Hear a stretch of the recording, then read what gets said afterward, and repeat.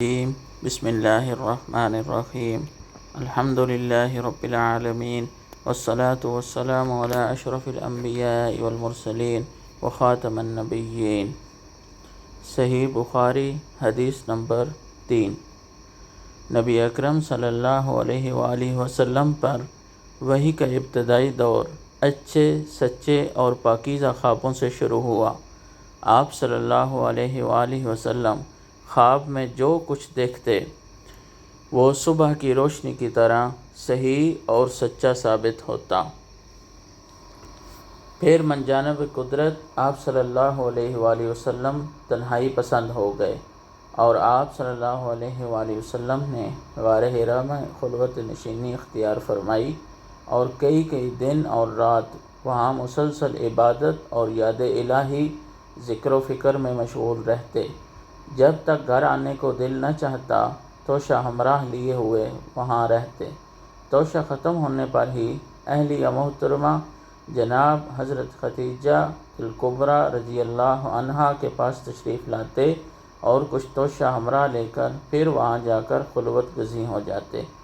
یہی طریقہ جاری رہا یہاں تک کہ آپ صلی اللہ علیہ وآلہ وسلم پر حق منکشف ہو گیا اور آپ صلی اللہ علیہ وآلہ وسلم غار حرا میں ہی قیام پذیر تھے کہ اچانک حضرت جبرائیل علیہ السلام آپ صلی اللہ علیہ وآلہ وسلم کے پاس حاضر ہوئے اور کہنے لگے کہ اے محمد پڑھو.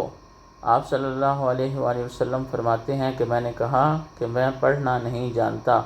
آپ صلی اللہ علیہ وآلہ وسلم فرماتے ہیں کہ فرشتے نے مجھے پکڑ کر اتنے زور سے بھینچا کہ میری طاقت جواب دے گئی. پھر مجھے چھوڑ کر کہا کہ پڑھو. میں نے پھر وہی جواب دیا کہ میں پڑھا ہوا نہیں ہوں. اس فرشتے نے مجھ کو نہایت ہی زور سے بھینچا کہ مجھ کو سخت تکلیف محسوس ہوئی. پھر اس نے کہا کہ پڑھ. میں نے کہا کہ میں پڑھا ہوا نہیں ہوں. فرشتے نے جب تیسری بار مجھ کو پکڑا اور تیسری مرتبہ پھر مجھ کو بھینچا پھر مجھے چھوڑ دیا اور کہنے لگا کہ پڑھو اپنے رب کی مدد سے جس نے پیدا کیا اور انسان کو خون کی پھٹکی سے بنایا. پڑھو اور آپ کا رب بہت ہی مہربانیاں کرنے والا ہے. بس یہی آیتیں آپ صلی اللہ علیہ وآلہ وسلم جبرائیل علیہ السلام سے سن کر اس حال میں غار حرا سے واپس ہوئے کہ آپ صلی اللہ علیہ وآلہ وسلم کا دل اس انوکھے واقعہ سے کانپ رہا تھا. آپ صلی اللہ علیہ وآلہ وسلم حضرت خدیجہ کے ہاں تشریف لائے اور فرمایا کہ مجھے کمبل اوڑھا دو، مجھے کمبل اوڑھا دو. لوگوں نے آپ صلی اللہ علیہ وسلم کو کمبل اوڑھا دیا. جب آپ صلی اللہ علیہ وسلم کا ڈر جاتا رہا تو آپ صلی اللہ علیہ وآلہ وسلم نے اپنی زوجہ محترمہ حضرت خدیجہ رضی اللہ تعالیٰ عنہ کو تفصیل کے ساتھ یہ واقعہ سنایا اور فرمانے لگے کہ مجھ کو اب اپنی جان کا خوف ہو گیا ہے.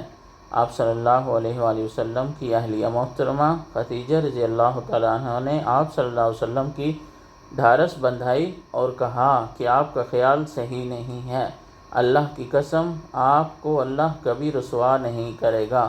آپ تو اخلاق فاضلہ کے مالک ہیں، آپ تو کنبہ پرور ہیں، بے کسوں کا بوجھ اپنے سر پر رکھ لیتے ہیں، مفلسوں کے لیے آپ کماتے ہیں، مہمان نوازی میں آپ بے مثال ہیں اور مشکل وقت میں آپ امر حق کا ساتھ دیتے ہیں.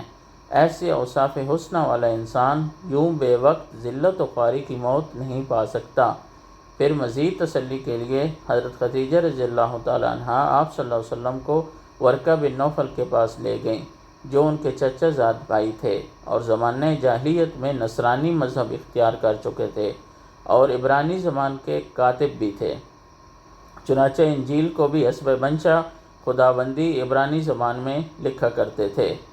انجیل سریانی زبان میں نازل ہوئی تھی، پھر اس کا ترجمہ عبرانی زبان میں ہوا. ورقہ اسی کو لکھتے تھے. وہ بہت بوڑھے ہو گئے تھے یہاں تک کہ ان کی بینائی بھی رخصت ہو چکی تھی. حضرت خدیجہ رضی اللہ تعالیٰ عنہ نے ان کے سامنے آپ صلی اللہ علیہ وآلہ وسلم کی حالات بیان کی اور کہا کہ اے چچا زاد بھائی، اپنے بھتیجے یعنی محمد صلی اللہ علیہ وآلہ وسلم کی زبانی ذرا ان کی کیفیت سن لیجئے. وہ بولے کہ بھتیجے آپ نے جو کچھ دیکھا ہے اس کی تفصیل سناؤ. چنانچہ آپ صلی اللہ علیہ وسلم نے از اول و آخر پورا قصہ اور واقعہ سنایا. جسے سن کر ورقہ بے اختیار ہو کر بول اٹھے کہ یہ تو وہی ناموس یعنی معزز رازدان فرشتہ ہے جسے نبوت کے شروع ہونے پر اللہ نے موسیٰ علیہ السلام پر وحی دے کر بھیجا تھا۔ کاش میں آپ کے اس عہد نبوت کے شروع ہونے پر جواں عمر ہوتا، کاش میں اس وقت تک زندہ رہتا جب کہ آپ کی قوم آپ کو اس شہر سے نکال دے گی۔ رسول اللہ صلی اللہ علیہ وسلم نے یہ سن کر تعجب سے پوچھا، کیا وہ لوگ مجھے نکال دیں گے حالانکہ میں تو ان میں صادق و امین مقبول ہوں؟ ورقہ بن نوفل بولا، ہاں یہ سب کچھ سچ ہے، مگر جو شخص بھی آپ کی طرح امر حق لے کر آیا لوگ اس کے دشمن ہی ہو گئے ہیں۔ اگر مجھے آپ کی نبوت کا وہ زمانہ مل جائے تو میں آپ کی پوری مدد کروں گا، مگر ورقہ کچھ دنوں کے بعد انتقال کر گئے، پھر کچھ عرصہ تک وحی کی آمد موقوف رہی۔ صدق اللہ العلی العظیم وصدق رسولہ النبی الکریم ونحن علی ذلک لمن الشاہدین والشاکرین والحمد للہ رب العالمین۔